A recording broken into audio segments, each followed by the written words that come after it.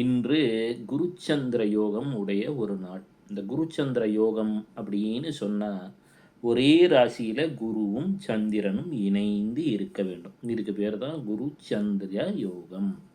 உதாரணமா சிலருக்கு என்ன ஆகும்? மிதுன ராசியிலே குரு இருப்பார். ஆனா ரிஷபத்தில போய் சந்திரன் அமர்ந்து விடுவார். இல்ல மிதுன ராசியிலே குரு இருக்கிறார். யோசித்து பாருங்களேன். விருட்சகத்திலே சந்திரன் இருக்கிறார் அல்லது மகரத்தில் இருக்கிறார். அப்போ இந்த 6லயோ 8லயோ இருந்துட்டாலும், இல்ல சந்திரன் இருந்து சந்திரனுக்கு 6ஆம் இடத்திலே, உதாரணமா ஒருவர் ரிஷபராசியாக இருக்கிறார். ரிஷபராசிக்கு 6ஆம் இடம் துலாம் என்பதிலோ, அல்லது நேரா 8ஆம் இடம் என்று சொல்லக்கூடிய தனுசினிலோ குரு இருந்தாரோ, அல்லது 12ஆம் இடம் என்ற சந்திரனுக்கு 12ஆம் இடத்திலே இருந்தாலோ, சகட தோஷம் பல்வேறு தடங்கல்களை ஏற்படுத்தும்.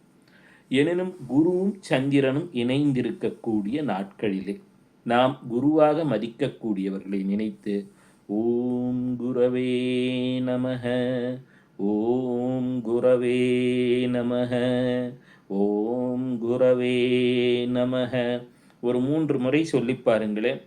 மிக பெரும் அற்புத மாற்றங்கள் நிகழத் துவங்கும்.